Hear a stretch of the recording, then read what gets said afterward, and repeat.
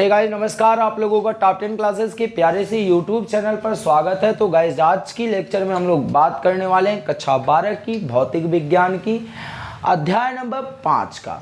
तो आज के लेक्चर में क्या रहने वाला है, जैसा कि आपको हेडिंग में दिख रहा होगा।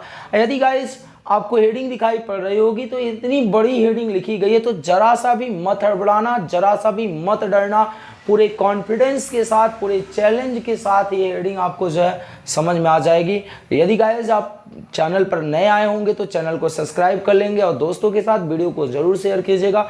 वीडियो पसंद आए तो वीडियो को लाइक करके जाइएगा। तो चलिए लेक्चर को स्टार्ट करते हैं। लेक्चर में क्या रहने वाला है भाई, आज की टॉपिक है एक समान चुंबकीय क्षेत्र में कोई एक छड़ चुंबक रख दें तो उस पर लगने वाला जो बलागुल होता है वही आपको ज्ञात करना है। तो गाइस प्यारा सा हेडिंग है और कई बार पूछा गया है एग्जाम में। तो एग्जाम के दौरान ये जो पूछा जाने वाला बेहतरीन जो प्रश्न है, इसको हम लोग उतने ही बेहतरीन तरीके से हल करने वाले हैं। तो गाइस चलिए स्टार्ट कर लेते हैं। सबसे पहले हम लोग क्या बनाने वाले हैं, एक समान चुंबकीय क्षेत्र बनाने वाले हैं, जिसको हम लोग एक रेखा के द्वारा व्यक्त करने वाले हैं। तो गाइस देखिएगा, ये हम लोग क्या बनाते हैं, एक समान चुंबकीय क्षेत्र, अर्थात सभी जगह चुंबकीय क्षेत्र का जो परिमाण है वो आपका क्या है, समान है। तो ये गाइस हम लोगों ने क्या बना लिया, एक समान चुंबकीय क्षेत्र B का निर्माण कर लिए। ये क्या हो गया, एक समान चुंबकीय क्षेत्र B हो गया। अब इसमें एक छड़ चुंबक रखते हैं तभी तो स्थित होगा ना। तो इसमें एक क्या रख लेते हैं गाइस, एक छड़ चुंबक रख देते हैं। तो इसमें एक क्या रख दिए, छड़ चुंबक रख दिए। तो आपको पता होगा गाइस कि छड़ चुंबक रखे हो तो एक N ध्रुव होगा, एक S होगा, ठीक। तो गाइस ध्यान से समझिएगा, और ये इसका जो चुंबक है, यह इसका मध्य भाग है N और S का। चलिए तो ध्यान से देखिएगा, हमने क्या किया कि कोई एक समान चुंबकीय क्षेत्र B है जिसमें एक छड़ चुंबक को हम लोगों ने क्या कर दिया है, रख दिया है। क्या कर दिए हैं गाइस, एक छड़ चुंबक को रख दिए हैं जो चुंबकीय क्षेत्र के साथ कितने अंश का एंगल बना रही है, चुंबकीय क्षेत्र के साथ थीटा अंश का एंगल बना रहा है। इतनी बातें आपको समझ में आ रही है। अब आप ध्यान से समझिए, अभी हमने इसके पिछले वाले टॉपिक में पढ़ा है गाइस, क्या पढ़ा है कि जब किसी चुंबकीय द्विध्रुव को, जब किसी छड़ चुंबक को, जब किसी चुंबकीय द्विध्रुव को हम एक समान चुंबकीय क्षेत्र में रखते हैं तो चुंबकीय क्षेत्र उस पे बल लगाता है। क्या लगाता है, उस पे बल लगाता है। अर्थात ये आपका जो चुंबकीय द्विध्रुव रखा गया है इस चुंबकीय क्षेत्र में, तो इस पे एक बल लग रहा है और वह बल इस चुंबक को संरेखित करने का प्रयास करता है। अर्थात ये ऐसे है तो वो इस प्रकार करने का प्रयास करता है। तो जो चुंबकीय बल लगता है वो इस N पे इधर की तरफ लगता है, इधर की तरफ एक बल लगेगा और एक बल किधर की तरफ लगता है गाइस, इधर की तरफ बल लगता है। अर्थात इस छड़ चुंबक को दोनों ध्रुवों पे बल लगता है और इस छड़ चुंबक को घुमाने का प्रयास किया जाता है। तो भाई वही तो आपका क्या कहलाता है, बल आघूर्ण कहलाता है। तो ध्यान से समझिएगा गाइस, इस पे एक बल लग रहा है, एक बल यहाँ पर लग रहा है, तो वो बल क्या होता है, उस बात को ध्यान से समझिएगा। तो इसकी जो ध्रुव सामर्थ्य होती है वो M होता है, जो ध्रुव सामर्थ्य होता है वो क्या होता है, M होता है। तो ध्यान से, जो ये M होगा और चुंबकीय क्षेत्र B, चुंबकीय क्षेत्र B के गुणनफल के बराबर इस पे बल लगेगा। ध्यान से फिर से बता रहे हैं, इसकी जो ध्रुव सामर्थ्य M गुणे B के गुणनफल के बराबर इस पे चुंबकीय क्षेत्र क्या करेगा, बल लगाएगा। उतना ही बल क्या लगेगा, इधर भी लगेगा, M इंटू B। तो जो दोनों बल लग रहे हैं, एक उत्तरी ध्रुव पर एक बल लग रहा है और एक दक्षिणी ध्रुव पर बल लग रहा है। दोनों बल का परिमाण तो समान है परंतु दिशाएं जो हैं एक दूसरे के विपरीत हैं, जिसके कारण यहां पर एक बल आघूर्ण उत्पन्न हो जाता है। क्या आपको इतनी बातें क्लियर हो रही हैं? तो जो बातें मैंने किया है वो बातें यहां पर लिखते हैं और एक बार पुनः बात करेंगे फिर से आके। तो चलिए, माना एक समान चुंबकीय क्षेत्र B है, माना एक समान चुंबकीय क्षेत्र B है। क्या है गाइस, चुंबकीय क्षेत्र B है। जिसमें एक क्षण चुंबक, क्या गाइस, जिसमें एक क्षण चुंबक, कौन क्षण चुंबक है भाई, जरा सा देख लो नाम, एक क्षण चुंबक NS रखा हुआ है या स्थित है, क्या है, स्थित है, जिस पे जो चुंबकीय क्षेत्र B के साथ थीटा कोण बना रही है। कितना कोण बना रही है? थीटा कोण बना रही है। इतनी बातें आपको समझ में आई। तो अब आप ध्यान से समझिएगा, जब इस पे आपने रखा तो एक बल युग्म इधर, एक बल इधर लगा और एक इस पे बल लगा, तो दो बल लग रहे हैं, इसीलिए हम लोग इसको कहते हैं बल युग्म। तो क्षण चुंबक पर लगने वाला जो बल आघूर्ण है वही हमको यहाँ पर ज्ञात करना है। थीटा कोण बना रही है तथा अतः बल युग्म के कारण, क्या गाइस, अतः बल युग्म के कारण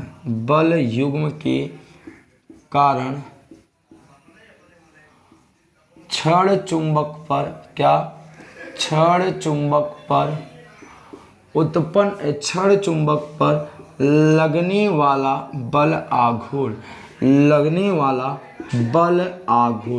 तो बल आघूर्ण की बात करते हैं तो बल आघूर्ण होता है, बल आघूर्ण क्या होता है, बल गुणे बीच की लंबवत दूरी, बल गुणे बीच की लंबवत दूरी। तो चलिए बात करते हैं, बल कितना लग रहा है, MB लग रहा है, बल कितना लग रहा है, MB लग रहा है, ध्यान से समझिएगा।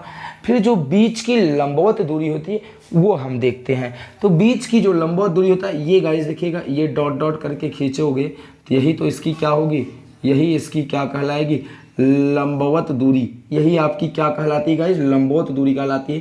तो इसे आप नाम देना चाहो तो OS नाम दे सकते हो। तो बीच की लंबवत दूरी कितनी होगी, OS। समीकरण, और ये बल आघूर्ण मान लेते हैं टाउ।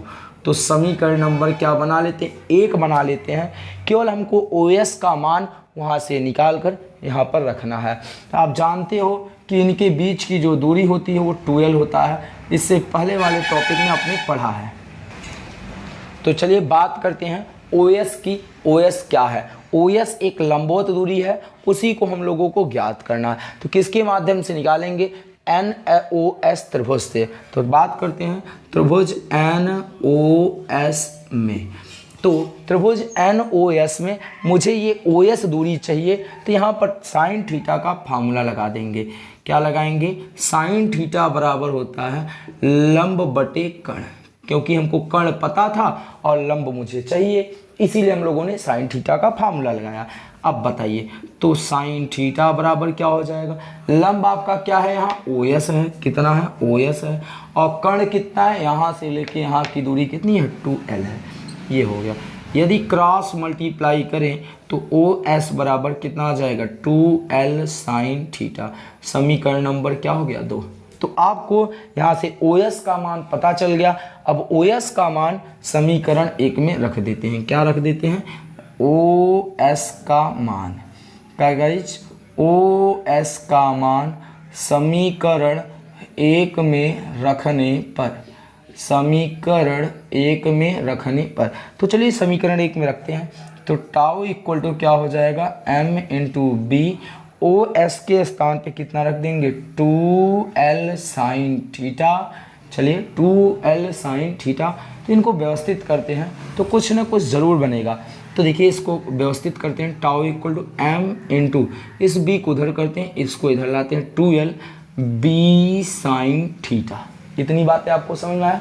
अब ये आप देख पा रहे होंगे जो M इंटू 2L है वो चुंबकीय द्विध्रुव आघूर्ण कैपिटल M के बराबर है। किसके बराबर है, कैपिटल M के बराबर है। तो टाउ इक्वल टू कितना आ जाएगा, MB sine theta, MB sine theta. तो जो बल आघूर्ण उत्पन्न हुआ था वो बल आघूर्ण आपका इस प्रकार प्राप्त हो जाता है, क्या, tau equal to MB sine theta. तो गाइज इस प्रकार आपका बल आघूर्ण वहाँ पर जो व्यंजक है आप उसे प्राप्त कर सकते हैं। अब बातें करते हैं गाइज, यदि मुझे इसका सदिश रूप लिखना हुआ तो क्या होगा। इसका जो है गाइज सदिश रूप लिखना हुआ तो क्या हम लोग लिखेंगे, तो आइए बात करते हैं। तो सदिश रूप के रूप में क्या लिखा जाता है, केवल वहाँ से साइन थीटा हट जाता है और सबके ऊपर क्या लग जाता है, वेक्टर लग जाता है। Tau equal to M into कितना हो जाएगा, बी। तो ये इसका कौन सा रूप हो गया, सदिश रूप हो गया। तो tau equal to M dot कितना हो जाता है, बी। तो ये हो गया इसका सदिश फॉर्म। तो आपने क्या किया गाइस, एक बार पुनः इसको रिपीट कर लेते हैं।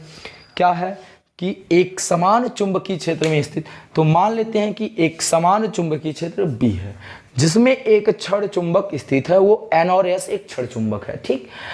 अब इस पे जो लगने वाला जो बल युग्म के कारण जो बलाघूर्ण उत्पन्न हो रहा है वो आपको बताना है। तो आपको पता है गाइस कि जब किसी क्षण चुंबक को किसी चुंबकीय क्षेत्र में रखते हैं तो उस पर एक बल युग्म कार्य करता है। वो बल युग्म क्या करता है कि उसको चुंबकीय क्षेत्र की दिशा में संरेखित करने का प्रयास करता है। तो यह इसको इधर की तरफ ऐसे करके प्रयास करेगा, ये ऐसे है ऐसे होने का प्रयास करेगा, तो जिसके कारण इस पर बल आघूर्ण उत्पन्न हो जाता है। वही बल आघूर्ण आपको यहाँ पर ज्ञात करना था और वो बल आघूर्ण होता है बल गुणे बीच की लंबवत दूरी। तो बल तो एम भी लग रहा था, एम क्या है, ध्रुव सामर्थ्य है, बी क्या है, चुंबकीय क्षेत्र, गुणे लंबवत दूरी था ओ एस, ठीक। अब ओ एस को हमने साइन थीटा वाले फॉर्मूला से निकाला। क्यों ही साइन थीटा का उपयोग किया, क्योंकि मुझे कर्ण और लंब का अनुपात साइन थीटा होता है और कर्ण पता है तभी तो ओ एस निकलेगा। तो ओ एस निकला 2l साइन थीटा, ये वैल्यू उठा के यहाँ पर रख दिए तो आपको tau equal to M B sine theta प्राप्त हो जाता है। तो गाइज आज के लेक्चर में केवल यहीं तक बात करेंगे। अब अगली जो लेक्चर है वो आपकी नेक्स्ट टॉपिक पे रहने वाली है। नेक्स्ट टॉपिक बहुत बेहतरीन है।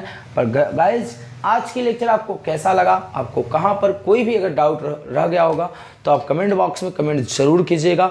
और यदि आपको आज की लेक्चर समझ में आया है तो उन दोस्तों के पास वीडियो को ज़रूर शेयर कीजिएगा जो आपके दोस्त कहते हैं कि यार फिजिक्स बहुत हार्ड लगती है, मुझे समझ में नहीं आता। उनको भेजिए और उनको जो है इस चैनल से जुड़ने के लिए ज़रूर कहिएगा। गाइज मिलते हैं आपको नेक्स्ट लेक्चर में, तब तक के लिए वीडियो देखिए, एंजॉय कीजिए। Thank you all dear student.